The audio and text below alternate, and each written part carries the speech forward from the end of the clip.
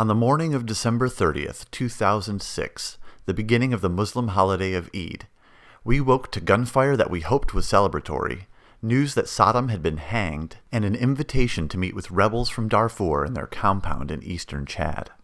How exactly did a waiter, an IT guy, and a policy wonk end up in a situation like this?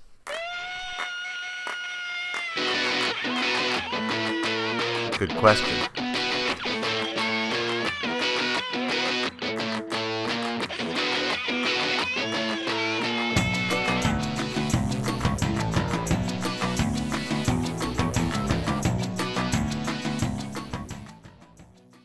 This is the story of three guys who wanted to figure out what it would really take to save Darfur.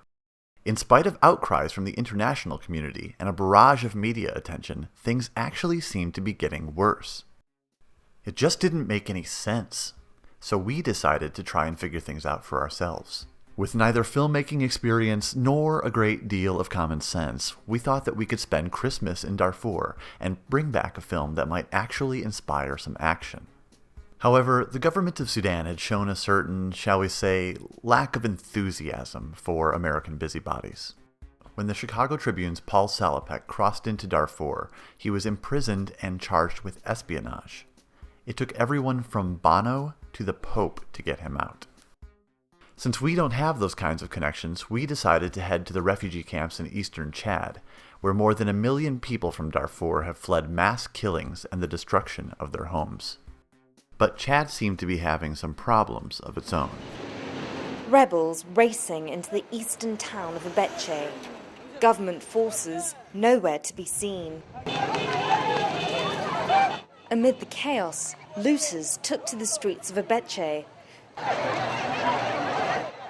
Crowds filled the streets. Rebels fired shots into the air to try to restore some sort of order. It's not clear how many casualties there were. Civilians and wounded soldiers from both sides relied on help from aid agencies. Here on the streets of N'Djamena, you can see armed soldiers patrolling the city, and you can hear the sound of jet fighters as they land in the airport. You'd expect the people here to be tense and frightened, but in fact, they're going about as normal. Conflict for them has become a part of life. Everyone was telling us not to go. As I am sure you followed in the news, the security situation in eastern Chad is extremely volatile at present, and this is not meant to change in the next week. I can't underscore enough how totally perilous this trip will be. As much as you want to do this is as much as you should not attempt it. I think you should reevaluate this trip and ask whether it's worth traveling to one of the most dangerous places on Earth to tell a story that the world seems quite content and comfortable ignoring. I've heard of some really stupid and dangerous shit in my time, but this might take the cake. But one guy, a reporter by the name of Les Newhouse, who was based in Ethiopia, seemed to have a different take on it. Dude, it's not Iraq. So we decided to go for it, but we weren't going to take any chances. Oh, this is nothing. I'm glad we got there. Yeah. From bulletproof vests to cigarettes, to a really elaborate first aid kit, we were prepared for anything. Yeah. I think Lax would be the last thing that we need. I cannot possibly fathom. The first stop on our journey, Addis Ababa, Ethiopia. So how are you feeling this morning? I'm okay. Need some coffee. I hear Ethiopia's got good coffee. I haven't seen any though. I've been looking all over for the Dunkin' Donuts. I can't find it. Did you want to get a haircut? Yeah. Oh, dude, I saw it. Like barber shop right there. If you want, I can give you a haircut. I have that little Swiss Army knife thing. Yeah, there's something to actually find like a place with clippers rather than just sort of a DIY. I mean, dude, we're doing DIY sound, DIY film, so like the DIY haircut is just too much.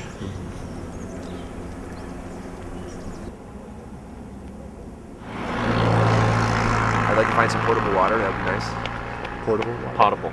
Potable? Yeah. Drinkable. That would be potable. No, there's no R in it. I said potable. I thought you said portable. It took us a while to get our heads screwed on straight after the 13-hour flight, but when we finally did, we met with Chad Hazlitt from the Genocide Intervention Network. He had been stuck in Ethiopia for weeks trying to gain permission to enter Sudan. What's your name? Chad. No. Not where do you want to go? What's your name? Chad. Laughter. Really? What was your mother thinking? You know. The Genocide Intervention Network is a non-governmental organization, or NGO, that focuses on innovative, hands-on projects that seek to stop the killing in Darfur. Humanitarian aid is an insufficient response to genocide. You can't just throw bags of rice at a genocide and expect people to be safe. So why not fundraise for civilian protection instead? The other half of what it does is political advocacy, and this is very important because the battle for a good response to genocide from countries like the U.S., for them to be tough, for them to pass sanctions, for them to support the diplomatic process and so on, that battle is usually lost in a domestic political arena. That is to say, there are things these countries can do, the powerful Western countries can do, which they don't bother to do because it's not an important issue. It's not a constituency issue. It's not something people worry about at election time. So here's the money question. Why is there genocide occurring in Darfur? The Darfur region has been marginalized for decades and decades, and this has led to the rise of rebel groups who have been interested in getting better representation for Darfur, more political freedom, and a better share of the country's wealth. Now, when the North-South peace agreement was signed in January of last year, it was clear that the South apparently would get some benefits from that. They'd be able to share in the wealth, and they'd be able to get larger representation in the central government.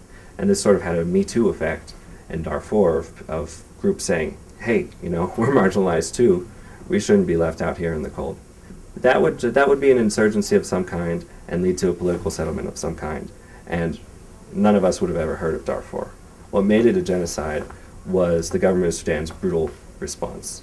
So the government of Sudan has decades of experience in fighting their insurgencies by hiring proxy militias, usually ones with ethnic antipathies towards the population that they're trying to put down. So they find groups, in this case Arab tribes, who don't like some of the tribes that were involved in the insurgencies, and they fuel those hatreds, they fund them, they actually pay them a wage, they arm them, they train them, they give them air support, and then together they go out and they try to put down the insurgency by displacing civilians. Draining the swamp to kill the fish kind of an approach. And so they surround the villages, they bomb them, they kill as many of the men as they can, they drive the women into the camps to get them out of the way, and so they can offer the land to the tribes that they're supporting. I mean, I feel like at the broad level, the international community has failed in Darfur, and on the current trajectory is continuing to fail, which means activists as well have failed. So it's but for activism, and but for what we've been able to accomplish, things would be worse, we believe. But overall, it's a failure, and so we just have to hope it's a stepping stone. A little while later, Les Newhouse, the journalist who encouraged us to make this journey, told us to meet him in a Somali neighborhood known as Little Mogadishu. Oh, Ryan, here's another horrible responsibility to add to your responsibilities. Make sure you verify with the cameraman the shotgun light's on. Is the shotgun mic on? Doesn't look like it. Then you might want to do something about that. Why is it working? Oh, because it's not on. That's now it's on. I'm glad to see the dividends and the payoffs to my work right away.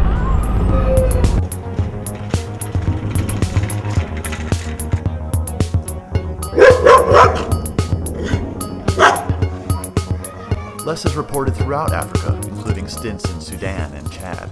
So we were hoping he might be able to prepare us for just what on earth we were getting ourselves into.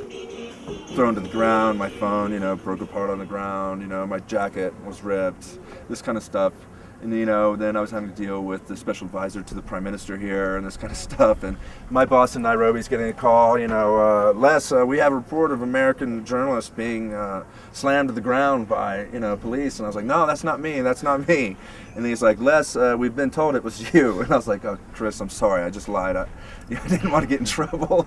Now, Les had plenty of good stories, but none of them really diminished our concerns about heading into Chad. In April, there was the attempted coup by a rebel force in Chad. Allegedly Sudanese government-sponsored rebels, attempted to overthrow the current government of President Idris Deby Itno. I arrived there the day after this attempted coup. The scenes I saw were captured rebels lined up and paraded in front of people in the center of N'Djamena, the capital of Chad. I visited the morgue where, hundreds of bodies were just kind of laid all over the place. Rigor mortis was setting in. Chad has become a country that's fully involved with the Darfur conflict, from the Chadian government to, a couple of different rebel movements in Chad supposedly backed by the Sudanese government. Rebel movements inside of Darfur that are supposedly backed by Chadian government. It's not black and white. Both have committed what we could probably call atrocities. Certainly you call it atrocities from the side of the Sudanese government. But the rebels, supposedly fighting for their people, have also committed atrocities. So if you get away from your reporter and put on your analyst hat, how do we fix it? Do we fix it? As an American, I would, who's been there and whatever, I don't know, I would want to refrain from going on record about, because I haven't the first fucking clue how to solve that situation. So that nixes that question. But on the college campuses of America, there seem to be no shortage of people who know how to fix it. This whole big, sensational, glamorous, trendy cause called Darfur, that I say it that way cynically because of the way I see it in the media, which I'm a part of, and it's part of the problem, maybe, from here, and then seeing how it is that Americans will perceive it. It seems really trendy to, and like it's those poor people in Darfur. It's great when celebrities get involved for causes, but when you have, to me, George Clooney, Mia Farrow, Angelina Jolie, these names conjure up different ideas to me, and they conjure up fake Hollywood. There seems to be so much rhetoric and caring coming out of the United States, whether it's from the population, the citizens, or the government, saying this is genocide or we must do something about this, but there just seems to be little action or enforcement. You know what I mean? It's been since 2003, 2.5 million people displaced and over 400,000. They don't have really concrete numbers, but supposedly over 400,000 dead, and so do something about it. From Addis, we flew over Sudan to N'Djamena, the capital of Chad. Chad was a French colony until 1960. In the decades since then, they've seen civil war, invasions from Libya, and the occasional peace agreement. It was here that we met up with Abakar, our fixer, the man who was going to hook us up with everything from hotel rooms to interviews to, fingers crossed, some way of getting out to the refugee camps in the eastern part of Chad. The only problem was that Abakar was used to dealing with professionals, people who had a vague idea of what they were doing and were generally spending other people's money. Things got off to a rocky start, but once we started being more demanding and started doling out some cash, things got a lot better. We told Abakar to find us a way out to the camps, and we told him we wanted to interview the president. On number 1, he said no problem, and on number 2, he said no way. But he did arrange a meeting with the Minister of Information. En clair, que la communauté internationale intervienne pour arrêter le massacre des personnes. So that the international community should intervene to stop the massacre, the slaughter of populations in this part. Arrêter les pillages des villages. To stop the looting of villages. Arrêter le viol des femmes. To stop the rape of women in this part. Tout ça, ce sont des crimes contre l'humanité. These are crimes against humanity. Et la communauté internationale doit en prendre conscience et agir avant qu'il ne soit trop tard. And the international community should be aware and act before it's too late. Darfur shares a large, loosely defined border with Chad. The tribal communities that live in this region welcome the refugees from Darfur at first. But when their numbers swelled to hundreds of thousands, this created survival problems for the local population. Add a bunch of rebels to the mix, and you've got serious problems. Donc, la région frontalière entre le Tchad et le Soudan, c'est-à-dire la zone du Darfour et l'est du Tchad, reste une zone explosive. Si on ne trouve pas de solution, ça va déborder sur d'autres régions d'Afrique. Et si l'image des enfants qui meurent dans les camps de réfugiés, des vieillards dont les greniers sont brûlés, du bétail qui est pillé, toute cette désolation dans cette région qu'on regarde sur les images de reportage, c'est comme si ces images n'ont pas beaucoup d'effet sur les décideurs. Alors pendant que nous discutons dans les instances internationales, les enfants, les vieillards, les femmes meurent tous les jours. Abakar hadn't had any luck finding us a flight to Abeche, the provincial capital of eastern Chad. But he told us not to worry and we'd work something out. Maybe tomorrow or perhaps the next day. In the meantime, we met with a medical student / activist named Cesar Ricci, who was also making his first trip to the region. You're all from Chicago? I think that to really, help in this situation, I need to have a very clear understanding of what's happening here on the ground in Darfur and in eastern Chad. And no matter how much I read, over in the United States, it's not the same as coming here and seeing things for myself. I've made contacts with some people in the rebel movements who think that they might be able to help me get into Darfur. I guess the potential danger is if they come into fighting with the government or something. I guess that could potentially be dangerous, but to me it sounds like something kind of exciting, I don't know, I'd kind of rather be doing that than sitting home watching TV or something. Caesar brought along a couple of his contacts from Darfur, Osman and Ibrahim. We sat around in the hot afternoon sun, engaging in what amounted to a poor man's McLaughlin group. If the U.S. were to come and say we're willing to do whatever we can do to resolve this problem in Darfur, what would you ask for? To stop all these kind of operations by Sudan government, they have to strike, the military targets of the Sudan government. Now, if U.S. say they want to strike, military targets of Sudan, Sudan will surrender. This is one thing. There's in the discussions about use of military forces. There's been a lot of concern that you would end up in a situation with a lot of U.S. troops on the ground, and then it would start looking like Iraq all over again. But do you think that even if it's just striking military targets, maybe even a small number of military targets, that would be enough to make the government in Khartoum to surrender, to reevaluate the position very quickly? Yeah. It doesn't need necessarily to be 100,000 troops. Yeah. No. Okay. And I think the Sudanese government always misleading the international community, misleading the media. They just demonstrate, to do something, but actually they do not. And also Gaddafi also is a big role in what's going on in Sudan and Chad as well. Yeah. What is Gaddafi's role? Because I'm also very confused by where he stands. Okay, so Gaddafi is he's real founder of Janjaweed, I think, to my point of view. Yeah.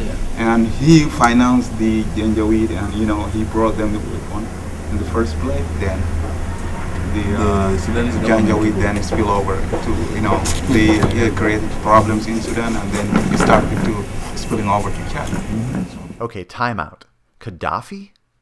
We'd been having enough trouble trying to keep all these rebels straight, and then Osman here had to go and throw Gaddafi into the mix. So let's see if we can sort this out. We're not so sure that Gaddafi started the Janjaweed, but once upon a time, Gaddafi had dreamed of creating a pan-Arab empire from sea to shining sea, starting with the landlocked nation of Chad. So Gaddafi needed some cheap muscle for his war in Chad, and the Sudanese government needed some cheap muscle for their war in the south. So they both enlisted the help of Arab tribes by giving them a ton of AK-47s and free reign to take what they wanted and kill who they wanted, so long as it was somehow beneficial to them. The people caught in the middle of this, the people of no strategic significance to either Gaddafi or Khartoum, were the black tribes of Darfur. For them, waiting for someone to come to their rescue was not an option, so they began to organize for self-defense. They wanted to protect their families and their homes. They were not revolutionaries. At least, not yet. But in time, the Darfurians would expand their worldview. These tribal militias and self-defense groups started looking beyond local affairs, forming alliances and emerging as true rebel armies. What they had all begun to realize was that their real enemy was not the Arab tribes, but the government of Sudan, led by President Omar al-Bashir. Ibrahim Musa, Adam Musa? Musa, yes. Interview? Sound? Yep. Bon fait? Merci. So what's a Janjaweed? We hear it a lot, but it's not often explained. This name of Janjaweed came from three Arabic words, which means jinn, which is a devil, and jim, which is a gun, and jawad, which is a horse, because that means a devil carrying a gun and riding a horse.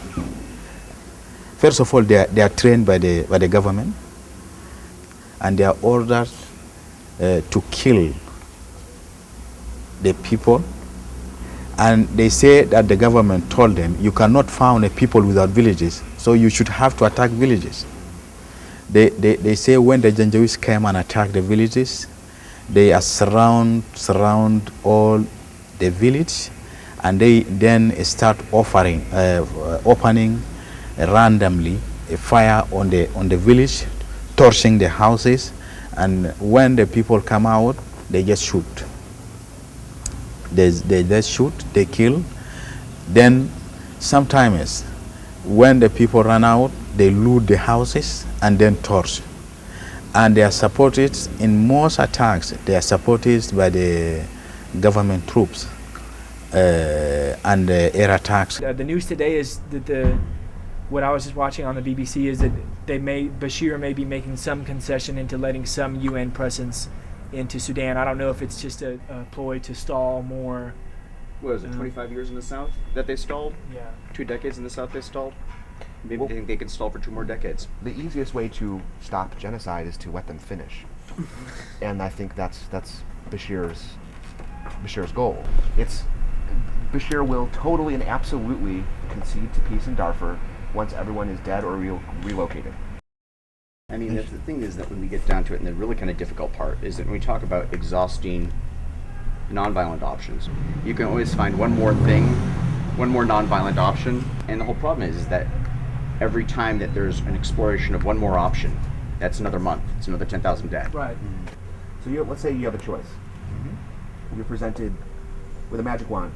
Yeah. And you can have UN troops with a mandate to actually fight. Yeah. You can have AU troops with sufficient numbers, with Western advisors and adequate funding and equipment.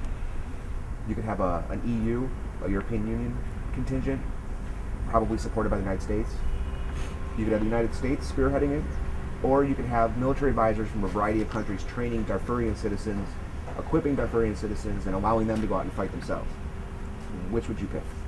Darfur, because what Darfurian to do for themselves, anybody else cannot do. What's China's role in all this? China is a country which is not concerned by the human rights issue. I'm saying this because China, they know actually what's going on in Darfur, and they still have a good commercial relation with and political relation with the Sudanese government, and the weapons used by the Janjaweed, they are all from China. They are Chinese made, supplied to the Sudan government, and the Sudan government distributed to the Janjaweed. I don't know. I mean, the Chinese they're definitely benefiting from Sudan, but I don't know how much they're really benefiting to where if you make it a big public outcry and make it cost a lot in terms of their public appearance, that maybe it wouldn't be worth it to them, or they might adjust their behavior. I'm not convinced that China is willing to take a tangible hit financially for better PR. The U.S. could potentially make it cost China economically. If they could make it cost their support of the Sudanese government, if they could make it cost the Chinese economically, maybe they would change. But we're such a huge importer of Chinese products, and China carries so much debt, United States debt, that any economic damage we cause to China would necessarily have reciprocal damage to the United States. And so that leads to the big question, the money question, is how much are the American citizens willing to sacrifice for Darfur? Do not use on infamous. We were learning a lot in Jemena, but still we wanted to get to the camps, and still we had no flight.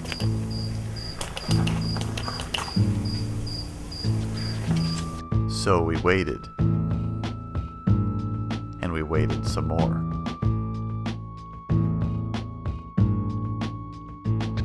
We heard a rumor that Chad had a domestic airline, but no one we met had actually flown on it, nor could they find it. No office, no phone number, nothing.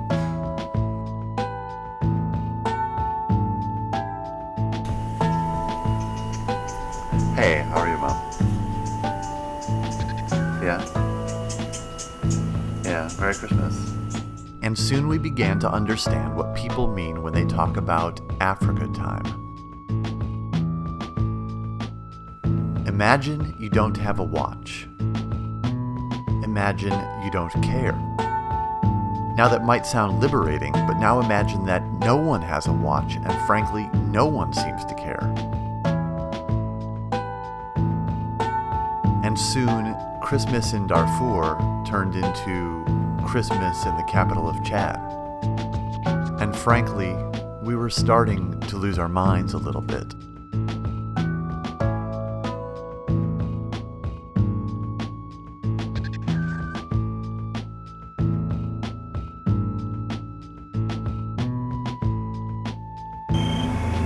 So what you're essentially saying is you're deliberating between sleeping and defecating. Yeah. And if I take a big dump right now, that's not going to help anything in this bathroom. So if I go to sleep for a while, I'm hoping maybe by sheer luck it'll clear up by tomorrow morning, or I'll like the bathroom in the reception area. But you're evading the question. What was the question? If you were a tree, what kind of tree would you be? Elm. I'd be an elm tree.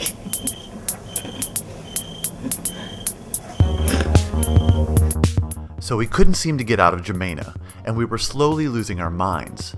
But as Ryan mentioned, we had bigger problems. Namely, trying to figure out who is responsible for clogging the toilet.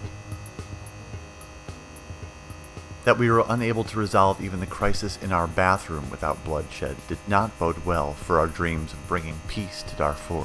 Let it stop bleeding. Let it stop bleeding. It hurts. I would really like to get something sterile on it as soon as possible. Luckily, the Deus Ex Machina arrived just in time to save us from ourselves. In the unlikely event of depressurization, oxygen masks like these will drop from the ceiling above you, pull them down towards your nose and mouth, and breathe normally.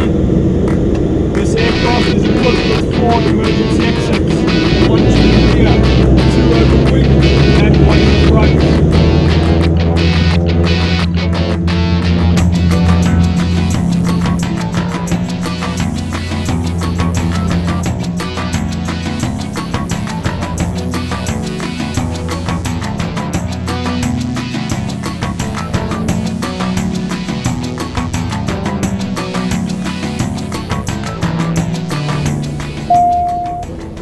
Ladies and gentlemen, we've just landed at Abesha Airport. We kindly request that you remain seated with your seatbelts fastened until the aircraft has come to a complete stop.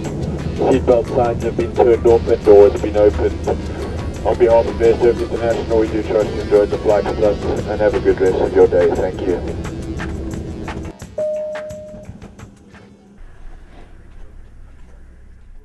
We had finally arrived in Abeche, where we were guests of the International Medical Corps, a group of doctors, nurses, and other humanitarian workers who provide care for the refugees. I have some visitors from your homeland. Well, they're the first Americans I've met in this country. Well, for me, the first time I went because of that famine crisis. And when I went, I signed up for a year. I really didn't think about coming back. I just thought that would be the experience. But then I realized that I love the work, I like the people. For myself, I got a lot of satisfaction out of it. You could see some fruits of your labor. How long have you been doing this? In Chad? In general? In Africa, probably about 10 years. You know, she only likes to But be here, here just a couple when months. it's winter. That's right. I do my gardening in the summertime.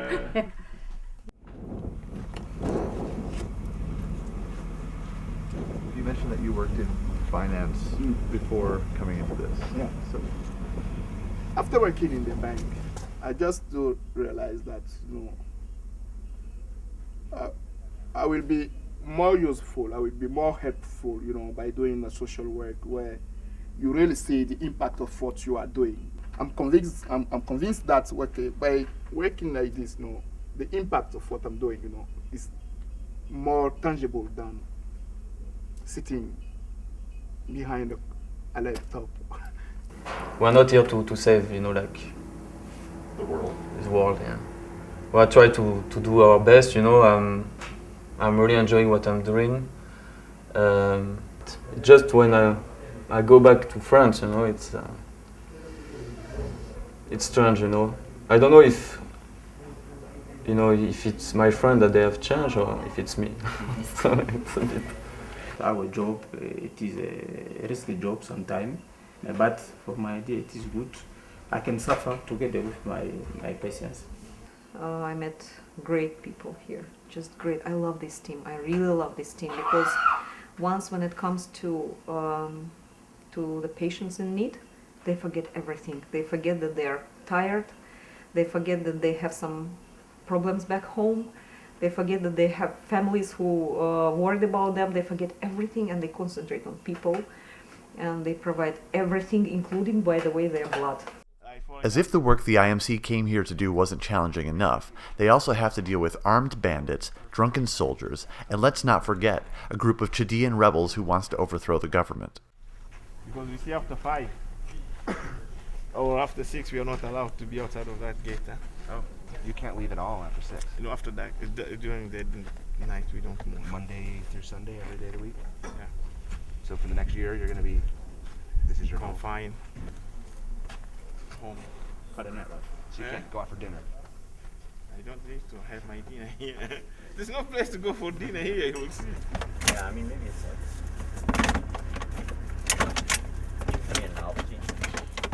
So the next morning, we got up at the crack of dawn to make the long trek to Gaga refugee camp. But first we had to head over to UNHCR, who would provide us with a security assessment, essentially telling us whether or not it was safe to make the drive that day.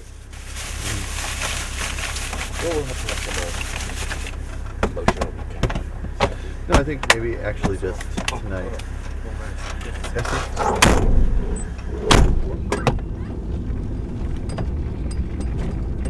I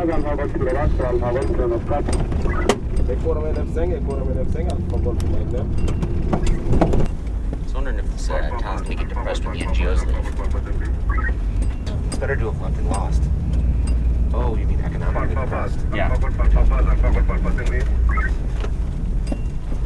That's why we can't take it.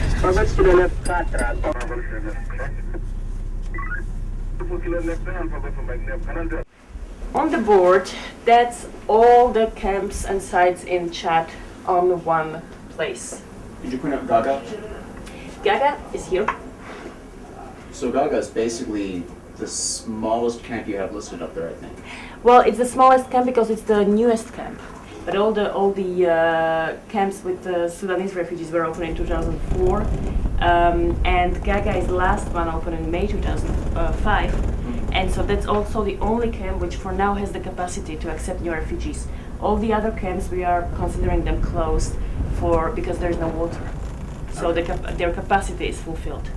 That's the principal problem in Eastern Chad. There is no water, so you need to plan everything based on whether there is water and for how long the water would be available for how many people. And so Gaga was opened because all the other camps in that zone were already up to their capacity.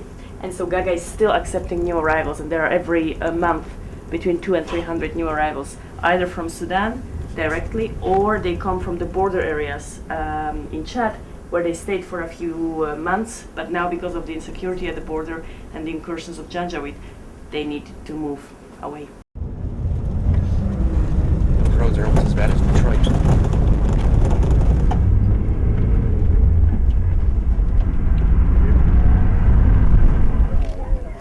arrived at Gaga, the IMC dove into their work, leaving us to our own devices.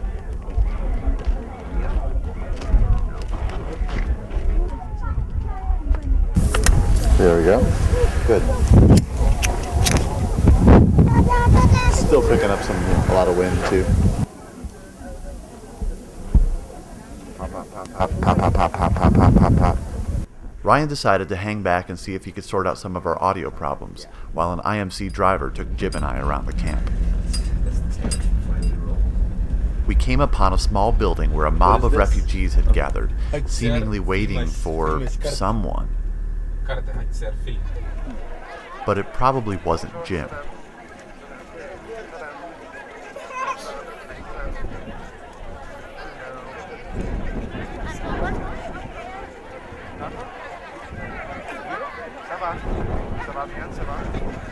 Assalamu alaikum. Ahlan wa sahlan.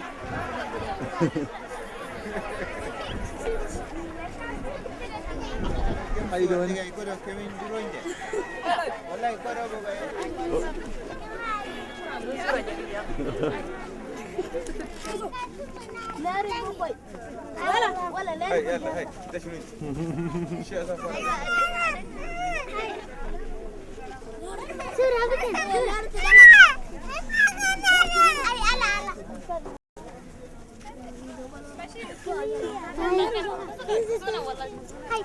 Hi, Kimmy. Hi, Laila.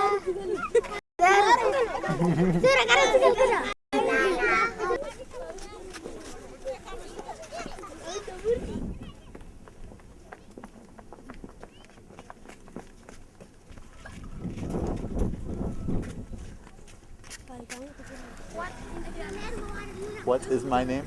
Anna Jason. What's that? Estad. Estad Zuma Zakaria. Jason. Jason. Wait. Iowa. Here's something that I have learned that the kids don't like to see this. Watch, check this out. Watch all of them.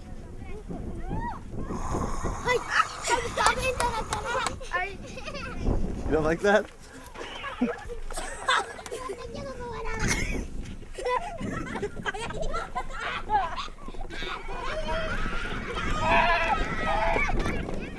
Oh, sorry. Hey, oh, let's go. Hey, oh, let's go. Hey, oh, let's go.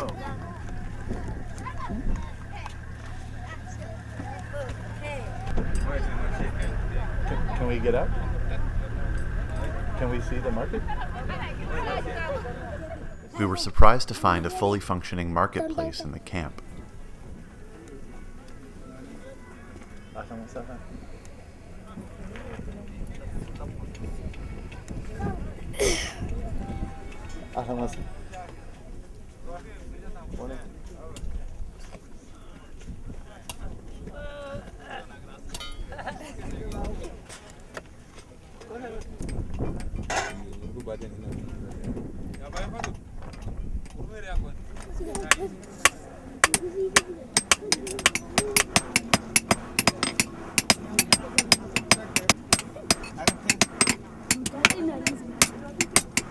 Man, too bad Ryan's not here. Oh, wow.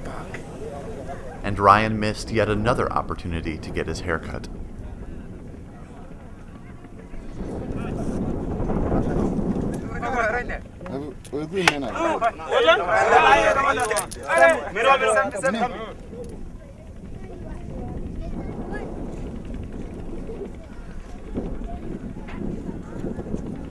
Everywhere we went, there seemed to be hustle and bustle.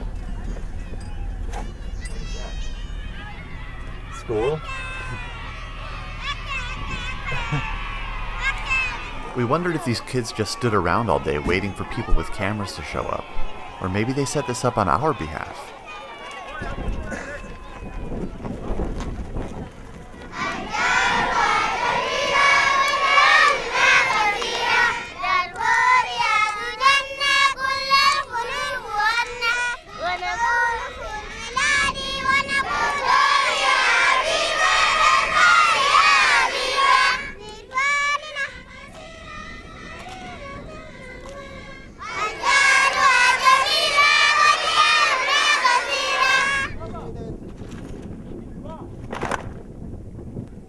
بيشكروهم طوالي دائما ها. قول لهم شكرا ها. قول لهم ثانك يو. ايوه.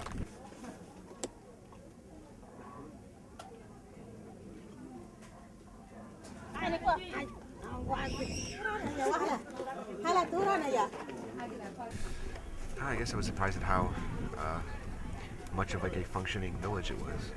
It's shocking the capacity of people to get on with their lives. The insurgency component to it is something that's not often addressed, and I understand why it's not addressed.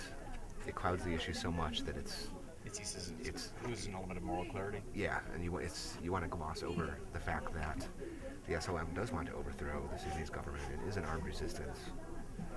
I guess it sort of gets back to the question of why you get involved. Is it a sense of I don't know. I mean, if you remove the element of moral clarity, why are you here?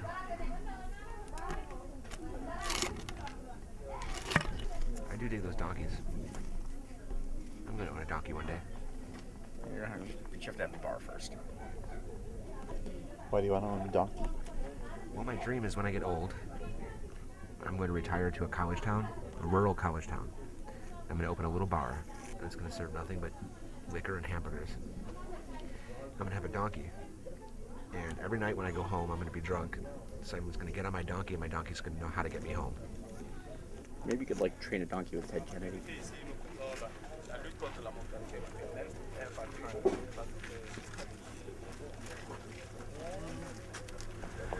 And this is when we figured out that all those folks in the camp weren't waiting for us. This is Congresswoman Loretta Sanchez of California. Hello. Hello, hello. Is this your first time to the camp? This is my first time to the camps, yes. So, any initial observations or impressions? Well, actually, they're pretty well run.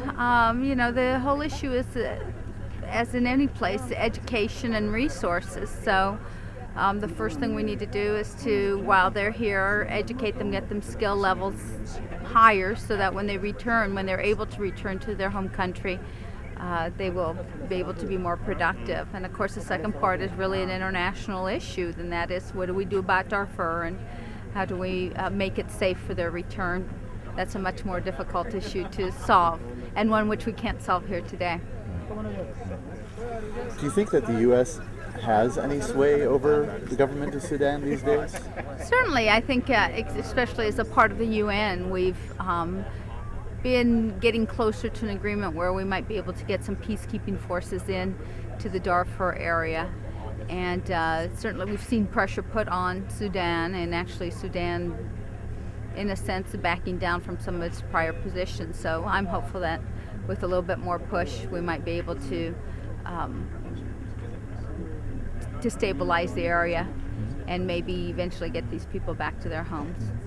And what's your next stop? I will be going to Khartoum tomorrow, to Sudan. Really? To talk to government officials out there. Wow. Well, best of luck, and I hope you make some progress. Thank you. Thank you very much. Thanks. Pleasure to meet you. Good stuff. Well, like, Hunter's department smarter.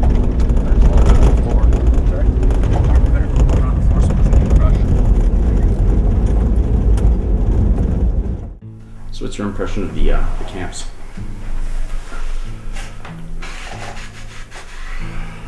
I guess I just never thought about it. I think I just always thought that refugee camps were a place where people were huddled together, like totally incapable of taking care of themselves, you know, and relying on some NGO to like show up every day and just sort of dole out food. But then, you know, when you see a guy selling cigarettes and candy, you're like, what kind of refugee camp is this? It sort of made me feel good that, like, oh, this is not a place of horrific misery. They're not helpless and they're not pathetic, and yeah, I guess I almost feel ashamed for expecting them to be. Why do you think you're expecting them to be? Well, because maybe the people who are involved in trying to obtain help for these people think that that's the only message that will sell. That's the only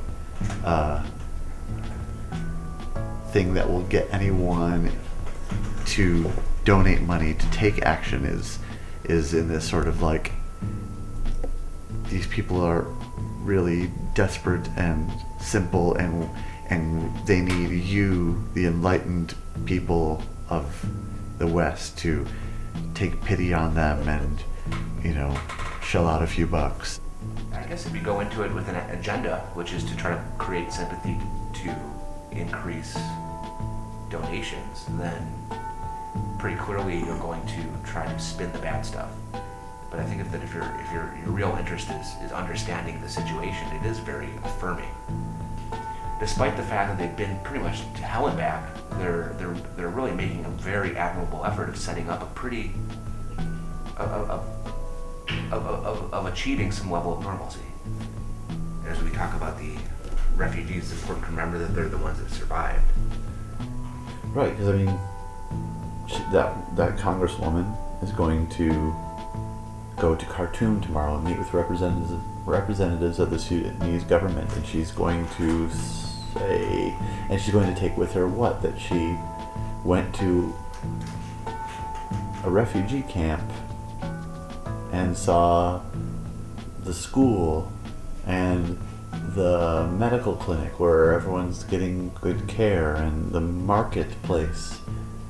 She'll be concerned, but she will not be viscerally outraged. Right. Where Congress people, Congress persons, Congress ladies should be taken to is like mass graves full of rotting fucking corpses. We went back to Gaga the next day to try and get a better understanding of what we saw. This time bringing with us Jamie Little, who works for Internews, an international media development organization. Here in Chad, they've set up a radio station that broadcasts directly to the refugee population, bringing them news, information about the NGOs working inside the camp, and challenging discussions of women's issues. And they also play music. When the attack happened and the stocks were stolen, lots and lots of the food that was destined for the refugees was taken. So they were saying, well, we have enough to distribute for December, but we don't know about January. So if they're doing a distribution for January, I wonder if they reduce the rations at all. How often do they give them a distribution? I think it's just once a month. Really? And it's recognized that it's not enough. It's not actually enough to feed all of the refugees for a month, which is why there's the market, which is why people sell anything extra that they have, like their second bar of soap or something, they'll sell it in order to buy something else. And another reason also why the women often leave the camp to go and collect wood. It's partly for their own use at home, but it's also partly to sell in order to make a little bit of money in order to buy a few extra things for the family. And it's during the wood collection, that's one of the most, it's one of the most serious risks for the refugees when they leave the camp to go and collect wood, because it's the same wood resource that the Chadians use, and so then there are these conflicts between the local population and the refugees, and often it's the women who are out collecting wood who end up bearing the brunt of it. They get targeted, they get beaten up, they get raped, all their stuff gets stolen. Naturally, we weren't smart enough to bring a translator, but we had the next best thing. Abakar here, who spoke Arabic and French, and Jamie, who spoke French and English. You asked him, was he a butcher before he came to this camp? Est-ce qu'il était un boucher avant qu'il est venu ici? قبل ما تجي هنا ده هل أنت كنت جزار؟ Okay, so it wasn't the most ideal situation, but we made it work. Okay. No, he wasn't a butcher before, but because there isn't very much economic activity here, in order to make ends meet, he would be. And how long has he been here? So it's been 4 years since he left Sudan, but he spent most of that time on the border, in Chad, but near the border with Sudan, and it's just been a year and a day since he's been here at the camp. Yes, he's always been a butcher. Okay. Has he been teaching people from other people in the camps how to become butchers as well? He says for him it's not a big deal, it's very simple. There's an animal, you cut his throat, it's very simple, it's not a big deal. And how is his home different than where he's living now? Because yes, there's a big difference between what his life was like before and here. He said, I wasn't like this before.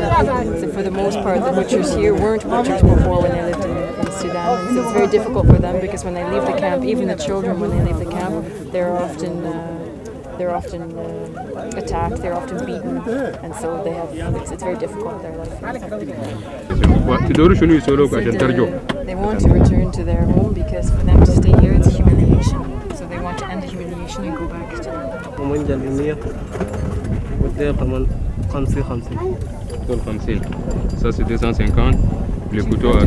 How did you learn to become a blacksmith?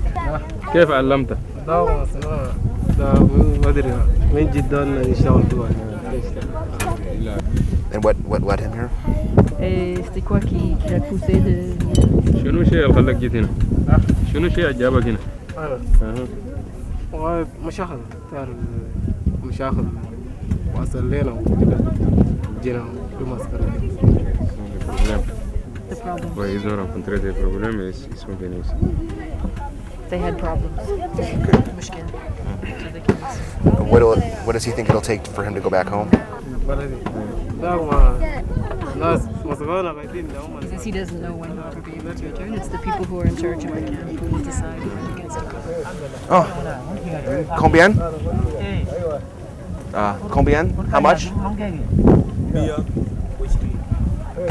What does that mean? For 4, yeah, because it's 600 each. 600 each. So how much is it in total? So 2,400. 2,000. Oh, that's it? That's it.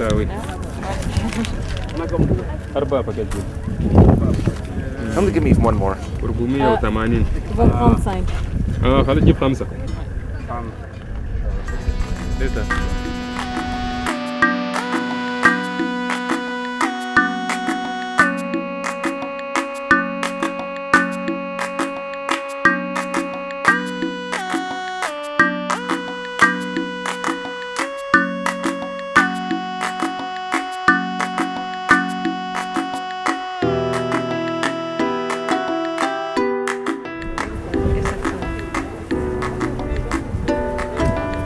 Ask him who's the best barber here.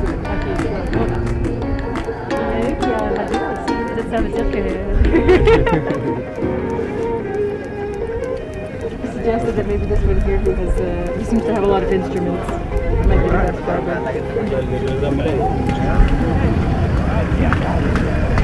With a teeny tiny little head. Yeah. I don't know if he actually has 6 months. Well, I'll take it shaven off. I'm not real picky at this point. I just got too much hair.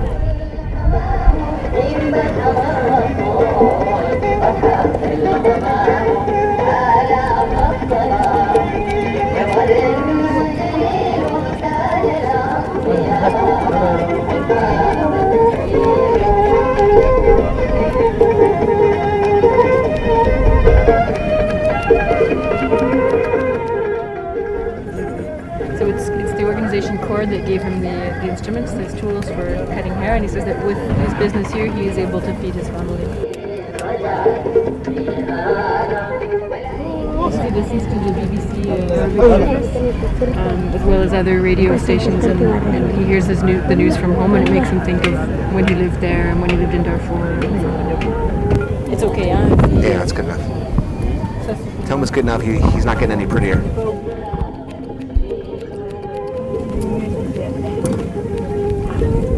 Simple.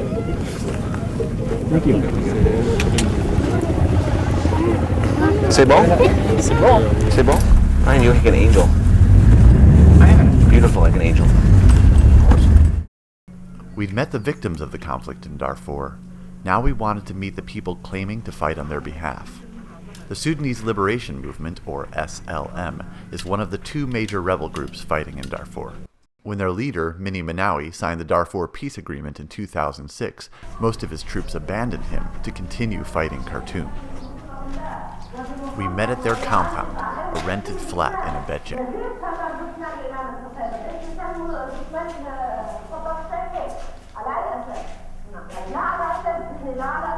We are Sudanese. Even the country is called Sudan. We are the real Sudanese. And we are the black power.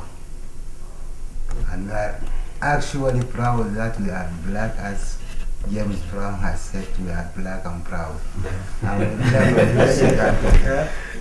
So, if I may ask, what is your strategy from this point forward? Okay, if we are going to get our demands without fighting, okay. But if the government insists to refuse our demands, we will fight until we overthrow the government of Khartoum, and after that we call all Sudanese, come down, sit down, and discuss how to rule Sudan. We need so as to be there a constitutional made by our people in the Sudan, and we have to share in this, to be their democracy and how to rule our country, all over our country.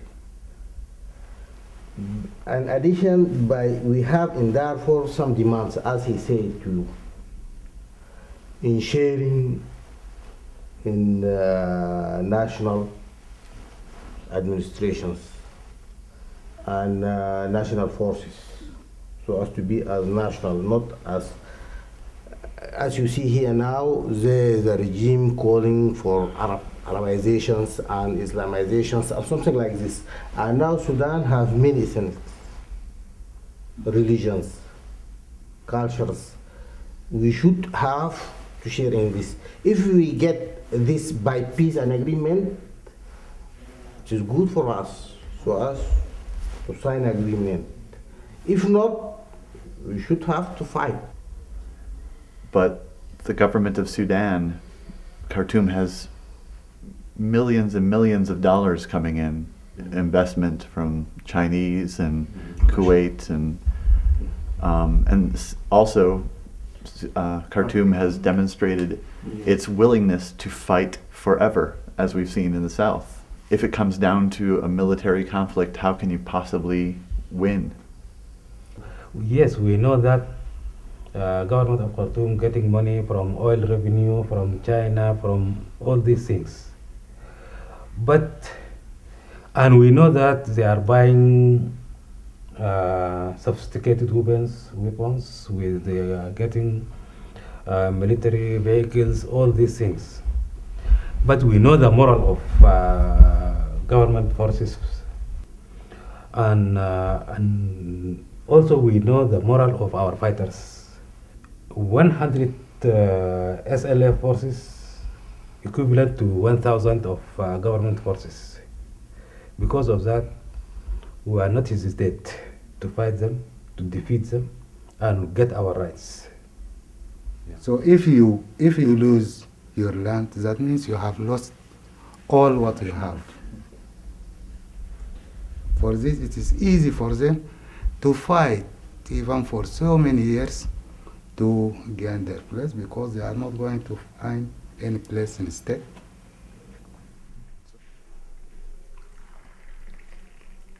Well, I've been here 1 week and I don't have all the answers yet.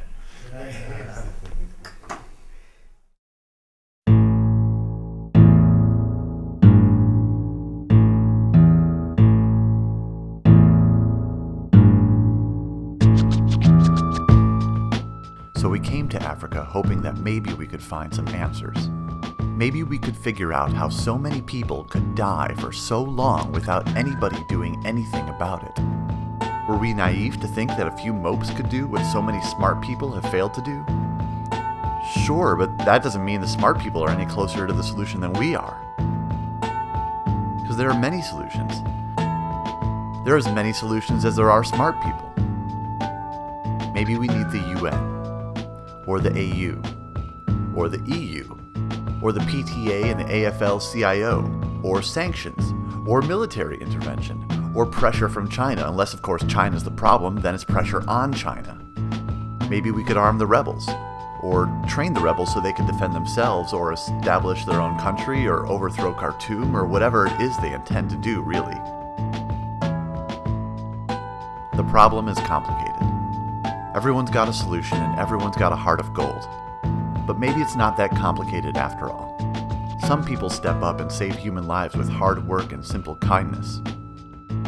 But more people will continue to rape and kill. Politicians and revolutionaries will dither in the margins.